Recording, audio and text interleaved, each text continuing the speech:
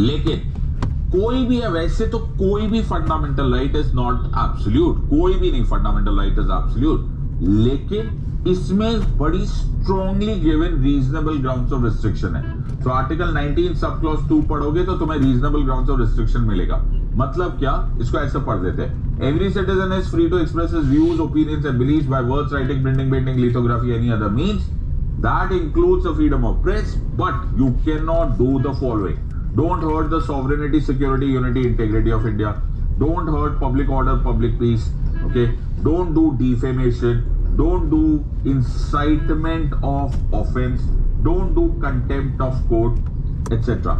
These are, sorry, not etc. Sovereignty, security, unity, integrity, public order, public peace. No defamation, no incitement of offense, no contempt of court, etc. This entire sequence में these are given in reasonable grounds of restriction. तो तुम्हें allowed है।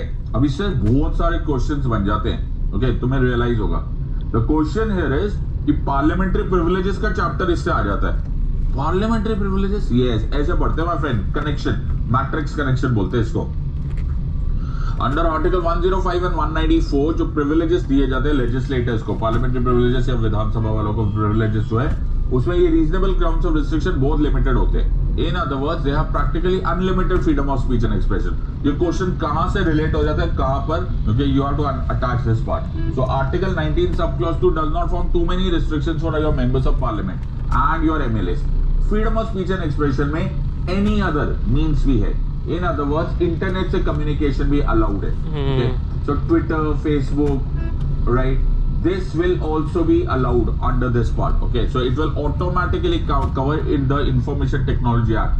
इसमें तुम्हें पढ़ना पड़ेगा the Shreya Singhal versus union of India case.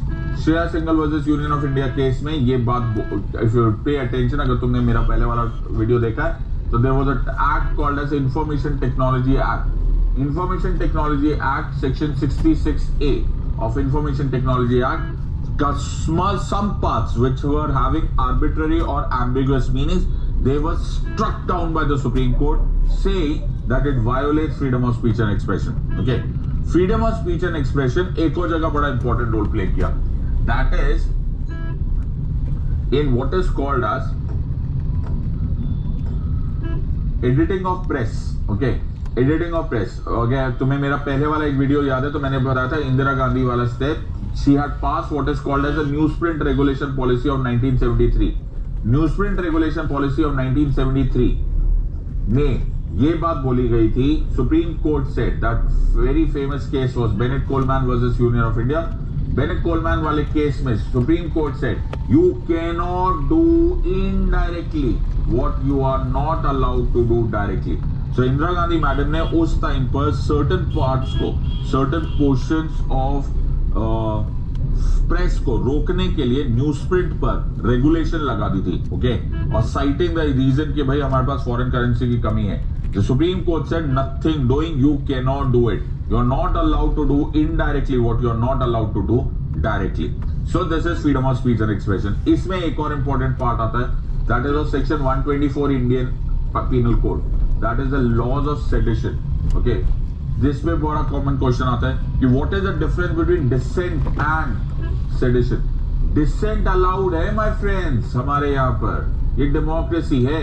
I am allowed to oppose the functioning of the government, लेकिन I am not allowed to do what is called as any anti national talk. So the difference between dissent and sedition must be very clearly demarcated. Otherwise, sedition, the laws which says that you are creating hatred or disaffection against the government and law will also become violative of freedom of speech and expression.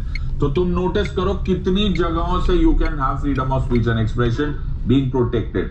Whether it is on internet, Shreya Singhal case you should know. Whether newsprint regulation policy of editing the press, okay, then this will come under the Bennett Coleman case and the Kanhaiya Kumar incident, जो JNU वाला incident है, वो sedition वाला example